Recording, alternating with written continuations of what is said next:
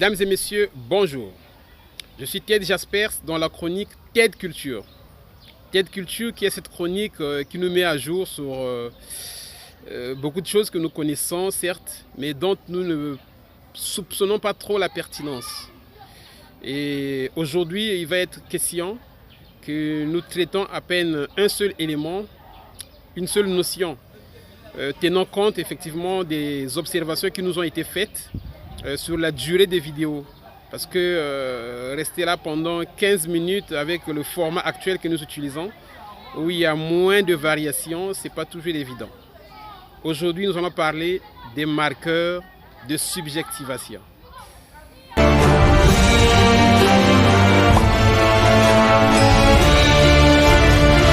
et messieurs, les marqueurs de subjectivation.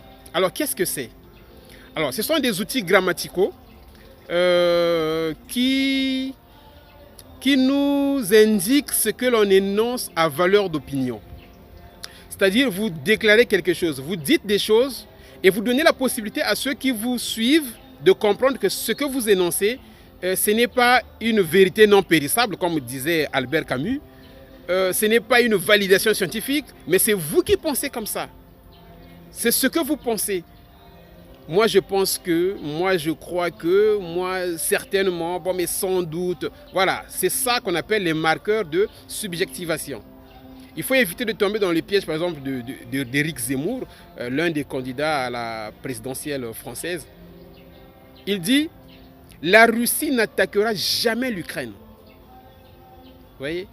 Et cette déclaration-là a fait le tour des réseaux sociaux. Parce que en ce net moment, la Russie est en train d'attaquer l'Ukraine.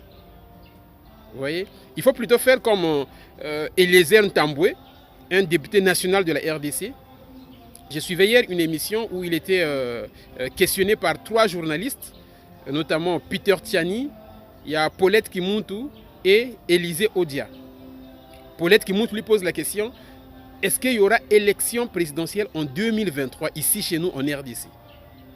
Il dit, bon, par rapport à ce que j'apprends, il y aura élection. Par rapport à ce qu'il apprend, il y aura élection.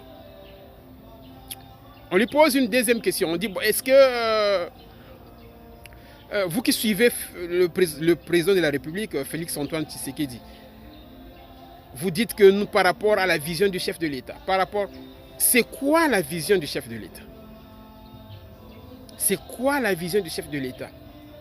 Il dit, bon, mais je crois que la vision du chef de l'État, c'est le peuple d'abord, non? Que le peuple puisse vivre dans les bonnes conditions.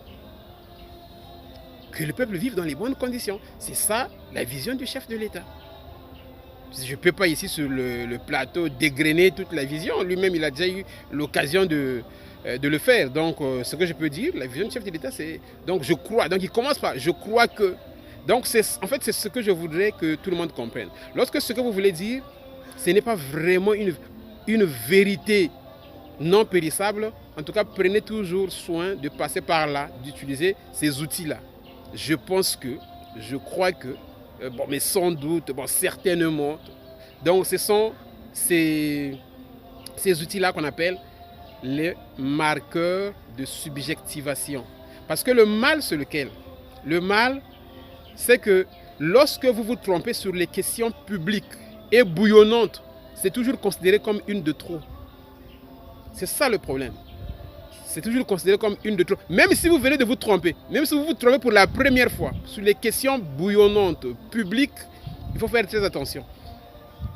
Parce qu'au finish, même là où vous avez une expertise avérée, les gens vont douter. Les gens ne vous feront plus confiance. C'est ça le problème. Donc, je venais donc pour vous parler de ça, les marqueurs de subjectivation. Ces outils-là qu'il faut utiliser lorsque vous n'êtes pas aussi sûr que ça. Passez par ces marqueurs-là. C'est très important.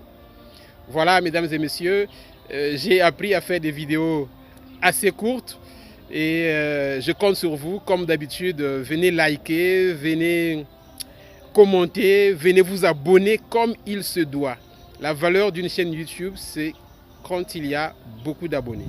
Et je compte sur vous pour que nous puissions remplir toutes les cases réservé pour les abonnés. En tout cas, je vous aime beaucoup et ciao. Prenez soin de vous. Demain arrive avec ses exigences et puis voilà, le bon Dieu saura nous garder, saura faire ce qui est beau, ce qui est bon pour nous.